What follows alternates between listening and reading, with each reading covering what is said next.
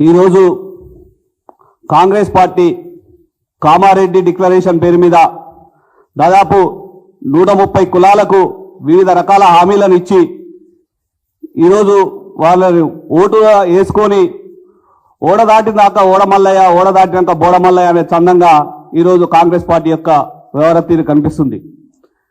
42% రిజర్వేషన్లు స్థానిక సంస్థలు అమలు చేస్తామన్నారు.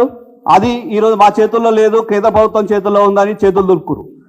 కానీ మీ చేతుల్లో ఉన్నటువంటి కాంట్రాక్టర్లు, ప్రభుత్వ కాంట్రాక్టర్లు 42% రిజర్వేషన్లు ఇస్తారన్నారు. మరి అది ఎందుకు? అది జీవో తీస్తే సరిపోతుంది కదా, అది తీయట్లేరు.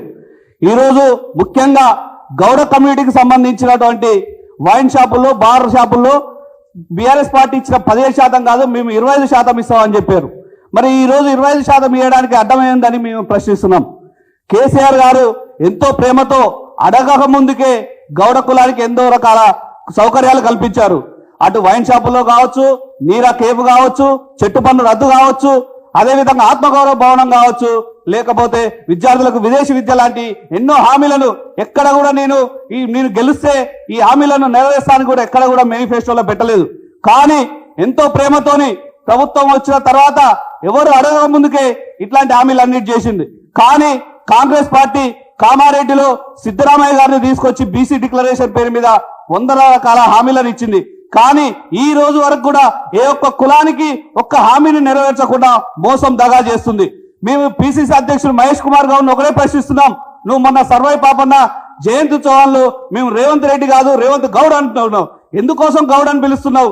ఇచ్చిన హామీలను మోసం చేస్తున్నందుక, రిజర్వేషన్లను పెంచనందుక, లేకపోతే సర్వై పాపన యొక్క ఎక్స్రేషియా పెంచనందుక, కల్లుగీత కార్మికుల యొక్క చనిపోయిన కార్మికులకు ఎక్స్రేషన్ పెంచినందుకు గౌడ్ అని పిలుస్తున్నావా? 15% రిజర్వేషన్ నుండి 20% వైన్ షాపులో రిజర్వేషన్ పెంచినందుకు నువ్వు గౌడ్ అని పిలుస్తున్నావా అని ప్రశ్నిస్తున్నాం. కాబట్టి తక్షణమే మహేష్ గౌడ్, పొన్న ప్రభాకర్ దీనికి నైతిక బాధ్యత తీసుకోవాలి. తక్షణమే ఈ జీవోను సవరించాలి.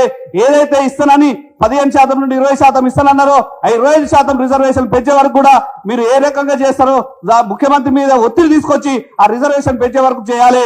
అవసరం అనుకుంటే మేము అన్ని కుల సంఘాలను, అన్ని బీసీ ప్రజాప్రతినిధులను కలుపుకొని ఏదైతే సిద్ధిరామయ్యతో కామారెడ్డి డిక్లరేషన్ ప్రారంభించి చెప్పించారు, అవసరం అనుకుంటే కర్ణాటక రాష్ట్రానికి సిద్ధిరామయ్యకు కూడా చెప్తాము. ఈ రేవంత్ రెడ్డి ప్రభుత్వం చేస్తున్న మోసాన్ని, బీసీలకు ఏ రకంగా దగా చేస్తుండో, మోసం చేస్తుండో, మీ చేత ఎలాంటి చెప్పించిండో, ఆ చెప్పించిన హామీలను నెరవేర్చకుండా ఏ విధంగా మోసం చేస్తున్నా అనే విషయాన్ని త్వరలోనే కర్ణాటక రాష్ట్రానికి వెళ్లి సిద్ధిరామయ్యకు కూడా వివరించే ప్రయత్నం చేస్తామని చెప్పి డిమాండ్ చేస్తాం.